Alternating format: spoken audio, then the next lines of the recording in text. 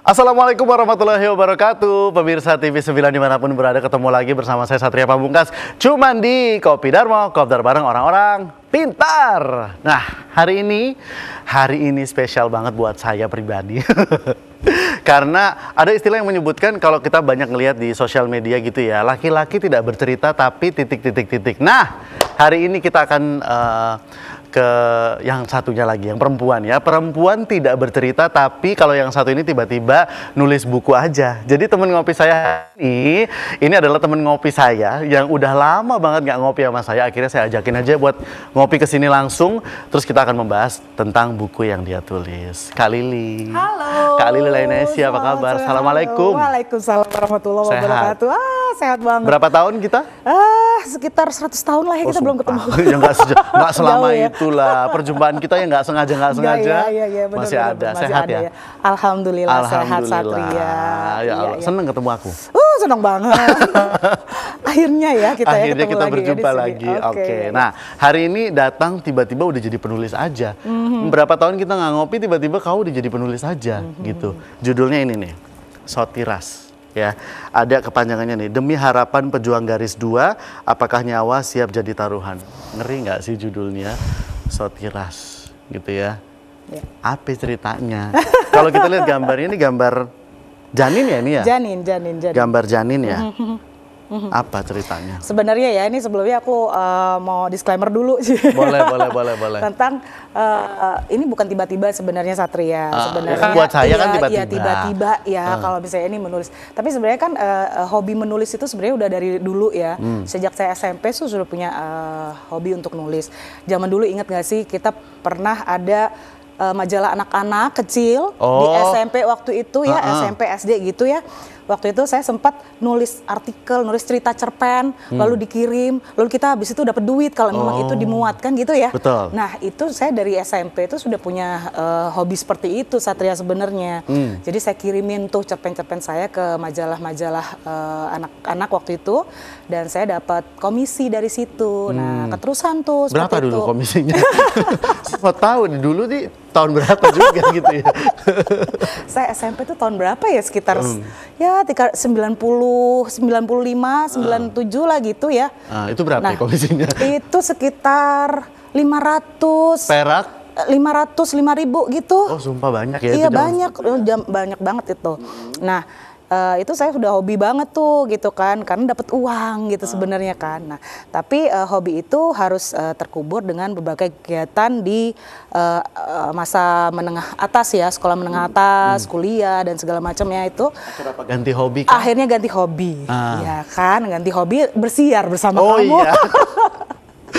Bersiar, habis itu sempet jalan di catwalk juga. Sempet juga kayak gitu, sempet jalan di catwalk, sempet bersiar, semua aja lah yang penting halal gitu ya. Ya alhamdulillah gitu alhamdulillah, ya. Terus sekarang tiba-tiba jadi penulis gitu. Apa yang membuat tiba-tiba kok nulis lagi Iya. Sebenarnya ada satu momen ya dalam hidup kita, sebenarnya di dalam hidup mungkin Satria juga ya pernah mengalami dalam satu momen dalam kehidupan, ada satu momen yang dimana momen itu tuh sangat berarti sekali buat kehidupan Satria, atau mungkin menjadi satu titik balik Satria untuk mengenali diri sendiri lagi. Mengenali diri sendiri lagi seperti itu. Nah, momen itulah yang akhirnya membuat saya jadi kayaknya ini bagus deh untuk ditulis. Karena momen itu adalah momen dimana pertama kalinya saya merasakan hal ini gitu. Nah, itulah berhubungan dengan yang namanya garis 2, pejuang garis 2. Hal yang selama ini saya perjuangkan seperti itu, tapi at the moment di Yunani pada saat itu ya saya ke sana, itu saya harus merelakan atau melepaskan janin yang memang sudah saya harapkan dari bertahun-tahun sebelumnya. Dan itu berat sekali saya mau nangis. Jangan dong. Iya, tapi ya gimana ya. Pada saat itu, jadi ini buku berdasarkan kejadian, maksudnya based on true event. Based on true event. Based on true event. Bukan based on true story ya.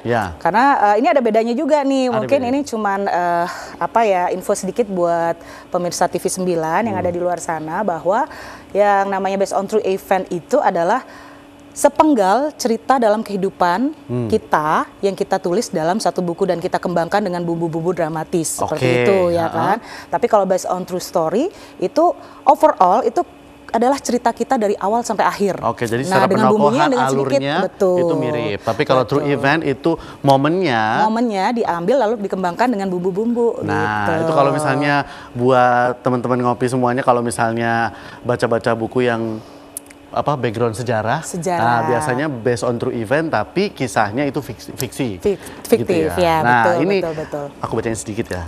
Boleh. Ininya ya, sinopsisnya ya. Ini gemeter saya juga ini. Seberapa besar keikhlasanmu memilih siapa yang harus diselamatkan dalam perjuangan mendapatkan buah hati?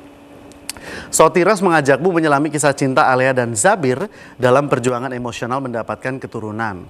Rintangan, kegagalan, dan beratnya membuat keputusan menyelipkan pembelajaran tentang cinta tanpa syarat, keikhlasan, dan keajaiban yang layak diperjuangkan. Apakah Alea dan Zabir berhasil menemukan keajaiban yang mereka nanti-nanti, atau justru ada nyawa yang harus dikorbankan? Madek aku.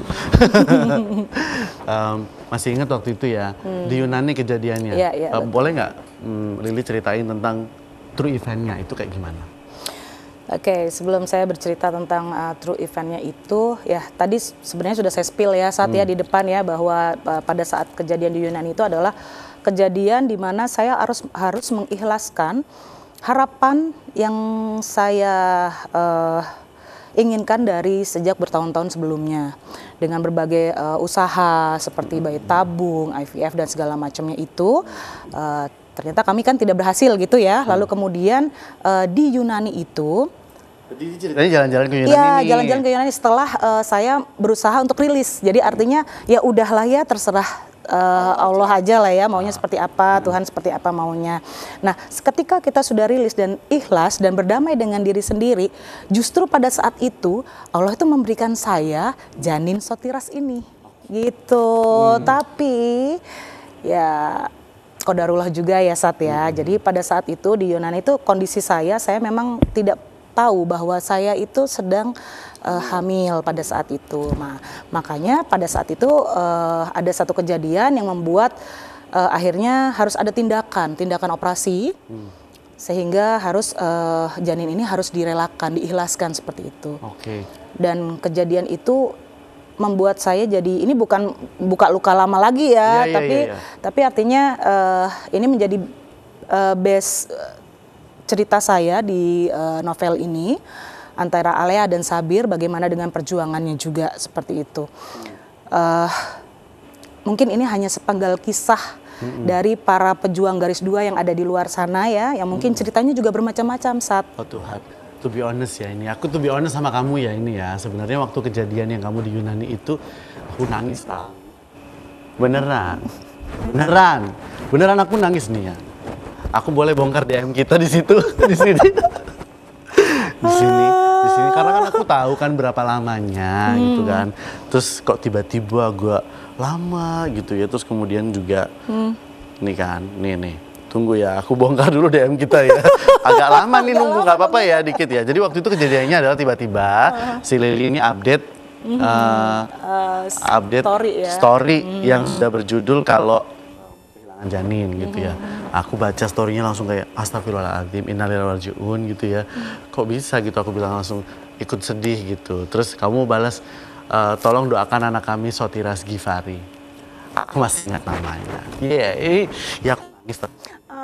Nanti kita akan sambung lagi ya. Lu rekan kerja sekarang jadi narasumber ya. Gak apa-apa. Biasa ya. It's okay ya. Gak apa-apa. Yang penting kita tetap barengan ya ini siarannya ya. Barengan. Kita masih ngomong satu novel berjudul Sotiras. Ya. Kalau secara judul, saya tadi kan menggambarkan otomatis karena ini nama dari si baby itu ya. Kemudian dikasih judul Sotiras. Betul. Tapi kalau secara judul kenapa milihnya kok Sotiras? Kenapa enggak Pejuang Garis 2? Iya betul. Kalau ditulisnya kisah Pejuang Garis 2 gitu aja mungkin kurang menarik ya, karena semua orang pasti ntar pasti ceritanya cuma itu aja kan gitu ya. Nah, kenapa saya pasang nama Sotiras di situ? Karena memang ini akan menimbulkan satu tanda tanya gitu. Apa sih sebenarnya Sotiras itu dan siapa sih atau bagaimana sih, apa dia itu benda atau dia apa gitu kan ya. Nah, sebenarnya saya jelasin di sini spill dikit ya tentang Sotiras ini. Sotiras ini sebenarnya adalah bahasa Yunani, Satria. Jadi Sotiras ini sendiri ada dua arti. Yang pertama dia adalah kota di Yunani, kota kecil di Yunani, Sotiras, seperti itu ya. Dan yang kedua adalah artinya itu savior. Jadi dia ini adalah penyelamat. Nah, kenapa janin ini saya namakan sebagai dengan Sotiras dari bahasa Yunani yang artinya penyelamat? Karena pada momen itu janin ini menyelamatkan hidup saya. Menyelamatkan hidup saya karena pada saat itu dokter Panos ya itu sempat bilang sama saya bahwa kalau janin ini pecah, waktu saya untuk hidup hanya 2 menit. Oke. That's scary. I almost lose you then. Kalau gitu berarti ya. Iya. Thank you Sotiras, terima kasih. Ya. Terima kasih. Iya, dia di sana lagi lihat kamu juga. Lagi kayak gara-gara saya, Om. Iya gitu ya, ponakan kamu ya. Terus? Ya, nah akhirnya di situ saya namakan Sotiras Givari. Nah, menjadi judul novel dari Alea dan Sabir ini karena di situ ada point of view yang berbeda. Jadi saya menceritakan kisah pejuang garis 2, tapi tidak dari si pelakunya sendiri, bukan dari pasangan ini, tapi dari point of view si janin. Oh gitu. Ya, jadi di situ kita tidak, kalau misalnya bilang ya cerita atau kisah pejuang garis 2, pasti yang terpikir di situ adalah ibunya nih yang cerita, gitu ya. entah itu bapaknya atau ibunya nih yang bercerita, kan seperti itu. Tapi di novel Sotiras ini saya membuat point of view yang berbeda. Saya makanya itu dinamakan cerita fiksi ya, karena saya juga berfantasi di situ bahwa Sotiras sedang berbicara dengan kita dan Sotiras sedang melihat kita, seperti itu di situ. Jadi point of view dari si Sotiras itu sendiri. Point of view dari si Sotiras. Jadi bagaimana pengalaman membayangkan seorang janin akan memikirkan sesuatu itu gimana? Nah, pada saat itu saya cuman begini aja, saya berusaha untuk Sotiras ini kan bagian dari saya sebenarnya ya, bagian dari si Alea sebenarnya di dalam novel ini gitu kan. Jadi buka cerita Aleanya adalah saya, bukan ya kalau. Jadi di situ karena ini novel ya, jadi Sotiras ini saya tuh berpikir bahwa Sotiras ini menceritakan tentang perjalanan hidup dari Alea dan Zabir di saat itu gitu loh. Kenapa saya begitu? Karena saya berpikir bahwa Alea dan Sotiras ini connect. Iya kan, connect. Dan kedua karakter ibu dan anak ini sebenarnya karakter yang nggak akan terpisahkan kan, betul ya seperti itu. Yang pastinya tanpa mereka berbicara pun mereka mengerti dan bisa merasakan itu. Dan ada momen, Satria, yang ini menarik sekali pada saat penulisan novel ini. Momen di saat saya berhenti, nggak sanggup untuk melanjutkan itu. Why? Karena saya nggak sanggup membayangkan apa yang dirasakan oleh si janin ini sendiri gitu. Seperti itu. Karena kan dia yang berkorban pada akhirnya. Iya, juga, gitu kan. Jadi di dalam situ kan ada pengorbanan.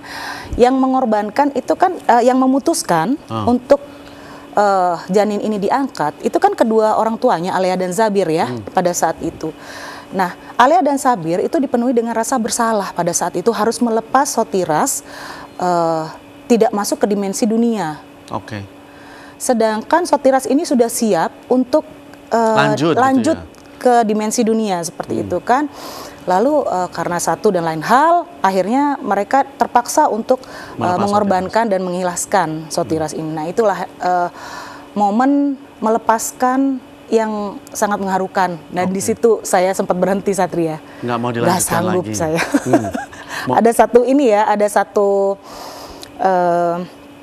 petikan cerita pada saat itu yang ada di sini, mungkin nanti saya bisa bacakan buat kamu yang membuat saya tuh waktu ini boleh itu. Saya buka nggak sih? Buka ya nanti ya, di segmen berikutnya saya buka ya, saya lihat-lihat dalamnya ya. Iya. Jadi di segmen di bagian itu saya nggak sanggup untuk melanjutin. Karena nggak tahu kenapa saya ngerasa bahwa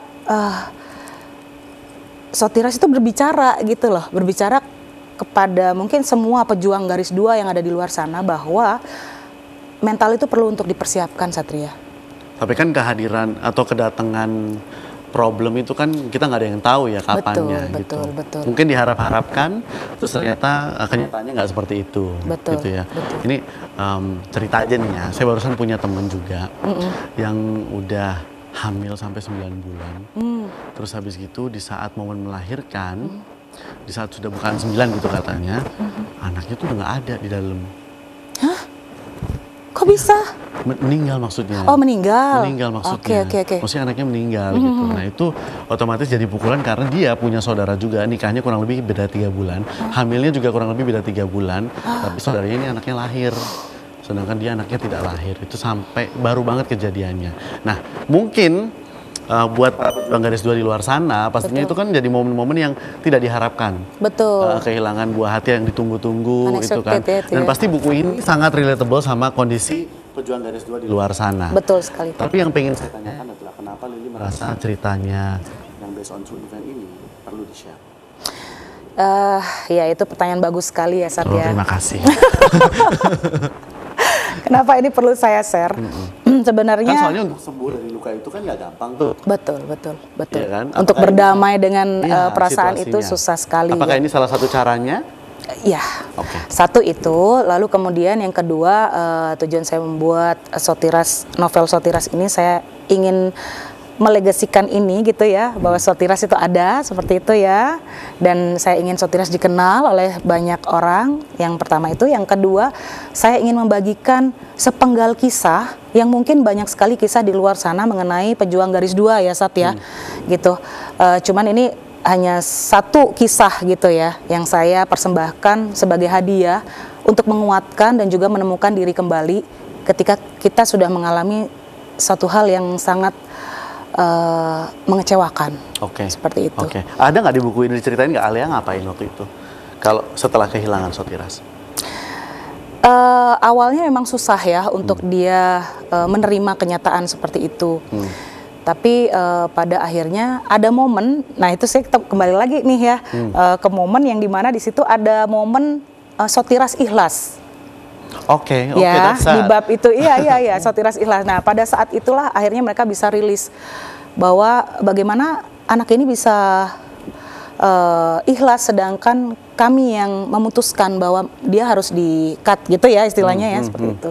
Nah di situ ada momen di mana Sotiras berbicara kepada kedua orang tuanya, Alea dan Sabir.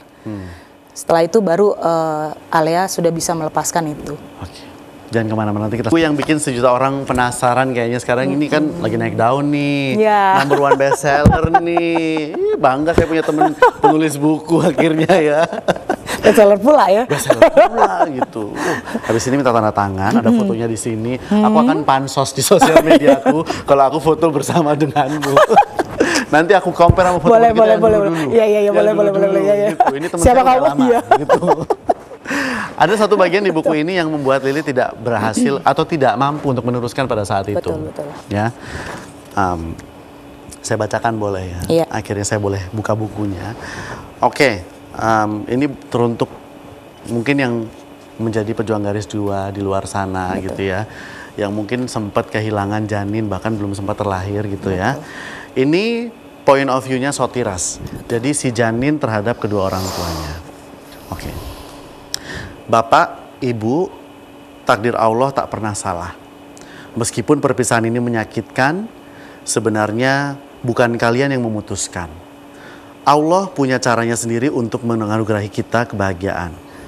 Meski awalnya kadang terasa menyakitkan, ingatlah bahwa meski kita terpisah dimensi, cinta kita tetap abadi. Kelak di waktunya, kita akan dipertemukan dalam kebahagiaan yang abadi. Oh no. It's really sad though. It's really sad though. Aku dengarnya aja udah sedih tahu. Iya.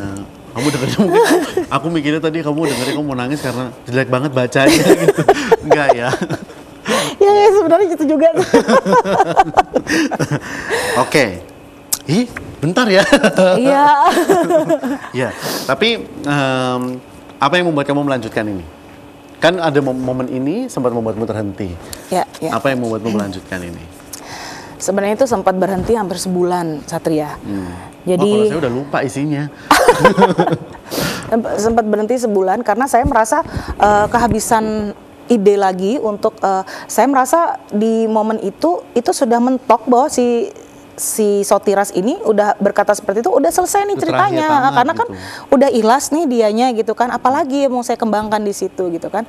Akhirnya pada saat itu saya sempat berhenti, saya nggak sanggup juga untuk meneruskan itu gitu kan. Sampai akhirnya, karena ini kan saya menulisnya tidak sendiri Satria. Ya. Nah, saya juga menggandeng penerbit dan juga editor yang dari buku kreatif, Dapur Kreatif ya. Nah, sehingga buku ini menjadi lebih sempurna lagi dari tata bahasa dan segala macamnya itu, dan ilustrasinya juga seperti itu. Jadi pada saat itu tim editor saya ini sempat bilang kalau misalnya sudah nggak ada ide, udah ditutup aja laptopnya. Udah nggak usah tulis lagi. Jalan-jalan gitu, nikmatin aja gitu. Cuman nggak tahu kenapa saya ngerasa bahwa ini belum selesai, dan saya ngerasa kayak ada yang nyangkut gitu loh. Saya harus selesaikan ini gitu kan. Atau saya mungkin ngerasa bukan ini ending yang saya mau. Iya, bukan ini ending yang saya mau, dan saya ngerasa harus ada yang saya lanjutkan untuk istilahnya apa ya, membuat cerita ini lebih menarik seperti itu ya. Tapi apalagi yang mau saya tulis gitu kan, saya nggak sanggup juga karena ini makin ke belakang kok saya makin sedih gitu loh. Itu di novel ini ya, itu dari depan bahagia, terus makin belakang kok makin sad gitu sedih. loh. Iya.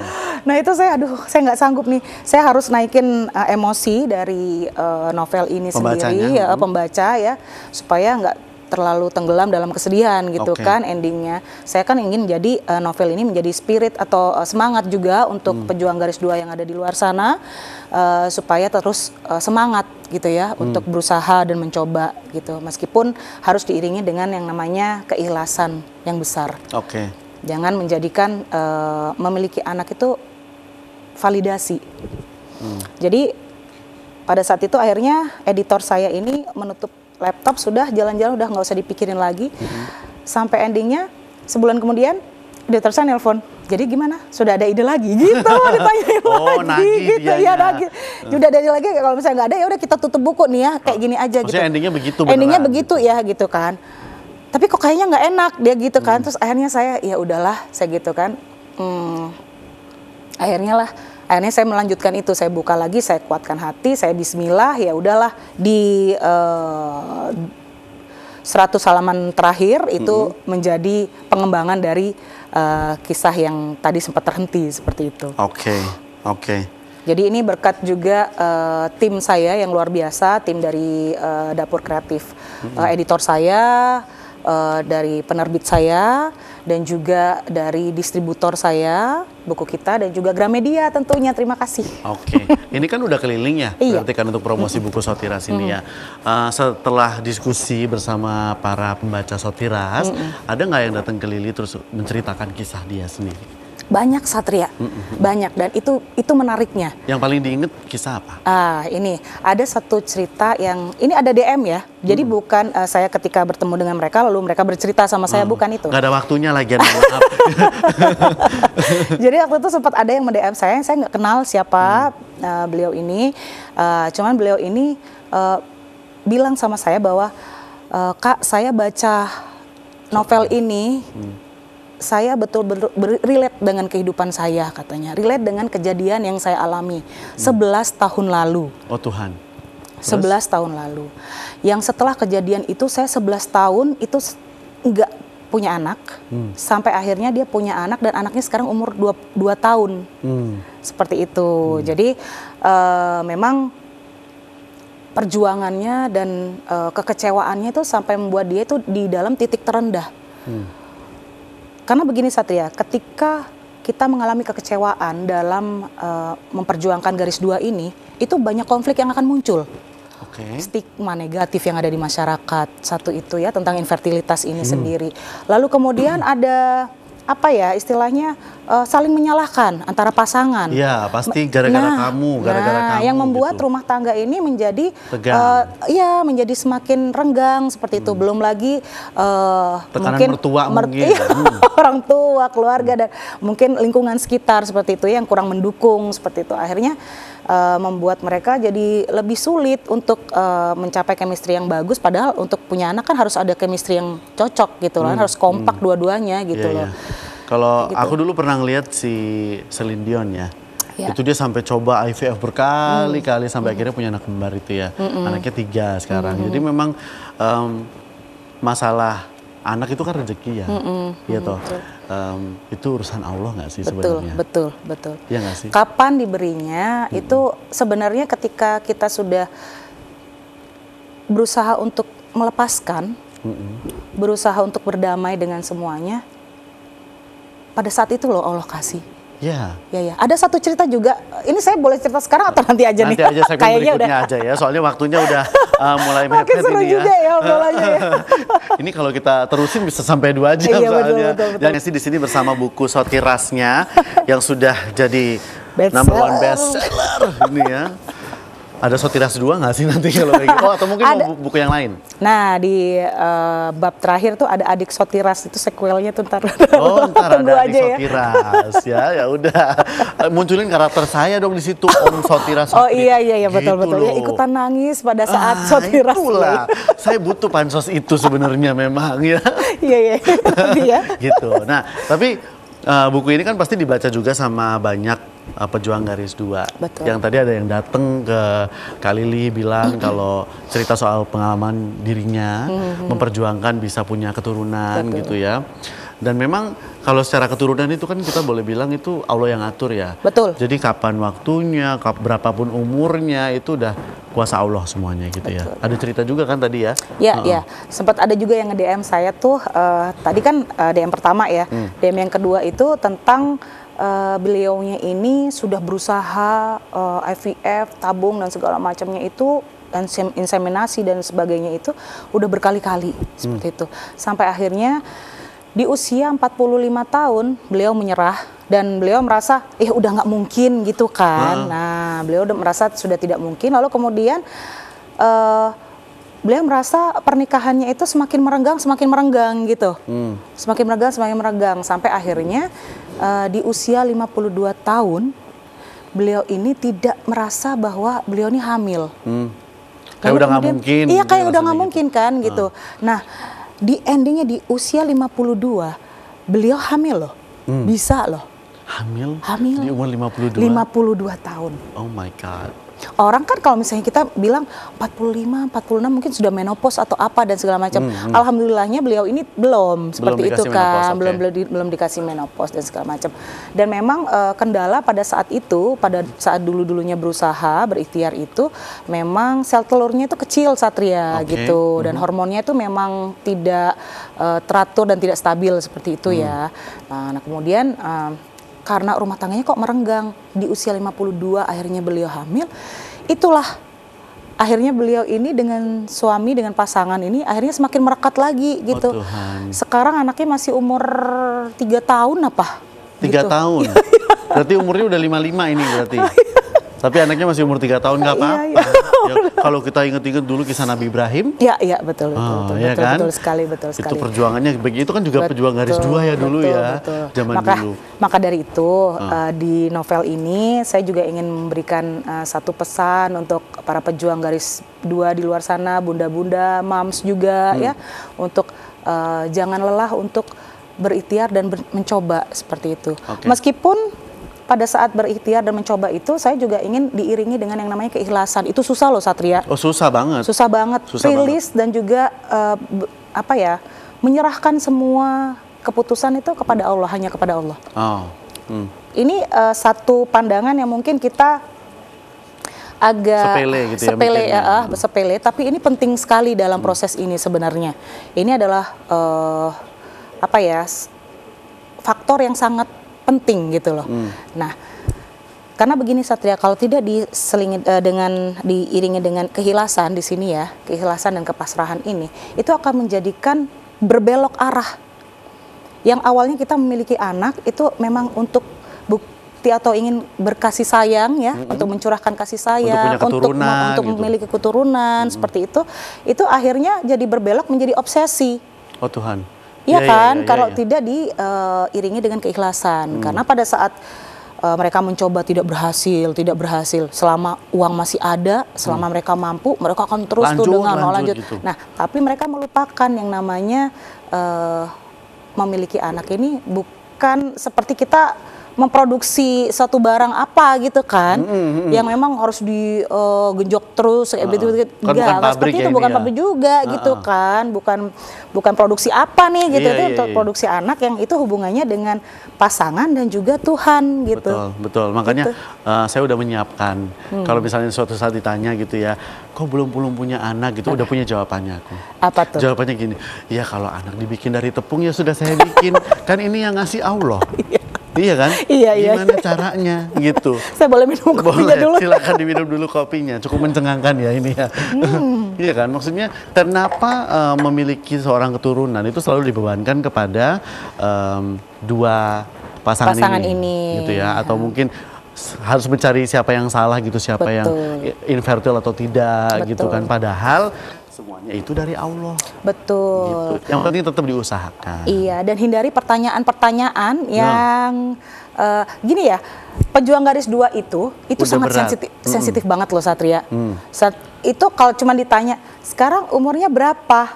Ditanya begitu aja itu udah yang itu kayak ngerasa iya itu kayak begitu banget, menyinggung banget gitu kan. Atau kalau misalnya ditanya pernikahannya udah berapa tahun? Nah, itu tuh sangat buat pejuang garis 2 ya. Mungkin kalau yang sudah punya anak 1 atau 2, mereka santai aja bilang udah 5 tahun, udah 10 tahun gitu. Tapi untuk pejuang garis 2 itu larinya ke situ gitu kan. Karena tahu pertanyaan berikutnya adalah itu. Kayak gitu kan. Tapi kamu ada tips nggak mungkin buat pejuang garis 2 di sana untuk menjawab pertanyaan-pertanyaan seperti itu, nanggepinnya mesti gimana? Jadi kalau misalnya ada lagu, hadapi dengan senyuman ya, disenyumin aja. Oh gitu ya? Iya, jadi kalau misalnya memang ada pertanyaan, kan banyak nih pertanyaan-pertanyaan julid ya. Iya, yang tujuannya tuh memang buat julid gitu. Emang benar untuk istilahnya menjatuhkan ya, atau mencari kelemahan seperti itu kan, itu banyak tuh pertanyaan-pertanyaan seperti itu.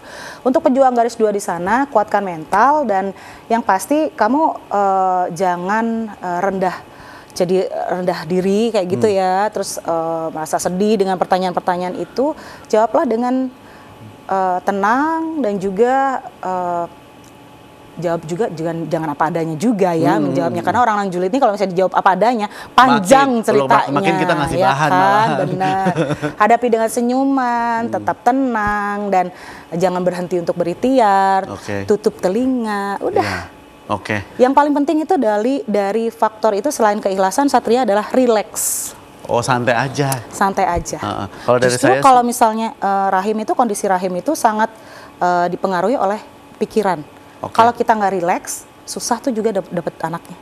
Katanya. Kalau dari saya sih tipsnya cuma satu, kalau ditanya kapan punya anak, jawabannya cuma terserah Allah aja. Iya toh, tergantung Allah gitu. Ya udah, jangan kemana-mana ya. Nanti kita sambung lagi. Masih ada berapa segmen lagi nih ya? Sampai udah lupa. Jangan kemana-mana ya, tetap. Nah, tadi kan jadi sempat menyebutkan ya, kalau memperjuangkan garis 2 itu harus ikhlas, harus sabar gitu ya, dan harus dicoba gitu ya. Sekarang berikhtiar terus. Udah ikhlas belum?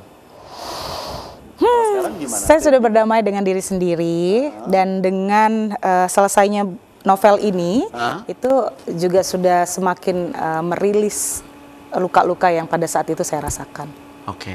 Jadi sudah lebih gimana rasa ikhlas pasti ikhlas. Ya? Udah ikhlas, udah menerima bahwa kenyataan itu setidaknya dia pernah ada dalam hidup saya. Perbedaan Lili waktu pertama kali kejadian itu ada sampai sekarang itu responnya bagaimana kalau ditanya orang? Ditanya orang tentang apa nih? Tentang kejadian true event-nya. Kalau misalnya ada yang tanya sama saya ini tentang seperti, ya udah saya jelasin aja, kalau mau tahu baca aja di buku Sotiras. Nah di situ ceritanya. Saya cuman promo dia jualan buku. Jadi saya nggak jelasin panjang lebar dan segala macam, sudah saya tulis di Sotiras. Silakan beli bukunya di Gramedia terdekat. Bisa dibaca di situ. Iya. Ini nanti saya dapat kan bukunya ini kan. Saya dapat kan ya bukunya. Dapat dong. Kok bisa nulis-nulis tiba-tiba langsung enggak dikasih bukunya gitu ya. Untuk para pejuang garis 2 di luar sana, mungkin yang sampai sekarang Kan ini ceritanya bukunya untuk adult marriage ya. Ya. Ini kan Cuman adult 40 plus ya. 40 plus gitu. Mungkin ada di luar sana yang usia-usia udah segitu juga gitu ya, sampai sekarang masih menjadi pejuang garis dua. Karena kan faktornya kan bisa macam-macam ya. Betul. Tadi udah kita sebutin, ada yang faktornya karena infertil, ada yang faktornya karena mungkin tekanan dari sana sini, akhirnya mereka mengupayakan stres, jadi nggak bisa. Betul ya kan? sekali gitu. Kasih tips dong bagaimana caranya selain mengikhlaskan. Selain mengikhlaskan, jadi tetap untuk pejuang garis dua, mams dan bunda yang ada di luar sana, untuk terus berikhtiar, terus semangat, kayuh roda usaha kamu, usaha ikhtiar kamu, jangan berhenti di sini, stasiunnya masih belum di sini, kamu harus mencari stasiun-stasiun lain, sampai kamu menemukan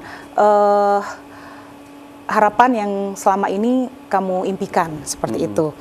Jika memang harapan atau impian itu tidak berhasil atau tidak terwujud di dalam dimensi dunia seperti itu, rilis, lepaskan itu. Itu semuanya adalah hak Tuhan, bukan hak kita sebagai pasangan. Oke. Bahagialah, terus bahagia apapun itu. Jadi jangan jadikan anak itu sebagai sumber kebahagiaan kalian dalam berpasangan ya, seperti itu. Oke. Karena memang semuanya sudah diatur sama Allah. Betul, betul. Kalau memang sudah rezekinya nggak akan ditukar. Betul sekali. Gitu betul. Ya udah. Cukup di situ aja kalau begitu konklusinya untuk hari ini. Karena di belakang udah begini-begini, ih sebel banget. Terima kasih kali ini. Iya, terima kasih banyak. Terima kasih Allah karena mempertemukan kita berdua di sini juga. Betul. Semua kesempatan, kebetulan ya, semua kebetulan ini ya, betul. Ya inilah rezeki juga, ya kan kalau udah waktunya nggak akan ketukar, ketemu juga kita hari ini ya. Ya udah kalau gitu saya Satria Pamungkas, terima kasih sudah menyaksikan Kopi Dharma untuk hari ini. Jangan lupa follow Instagram ada di @mtb di TV9 Nusantara. Kalau punya Lili? Kalau di saya di ini sotiras_leli. Ah, di situ ya. Saya Satria Pamungkas, wassalamualaikum warahmatullahi wabarakatuh.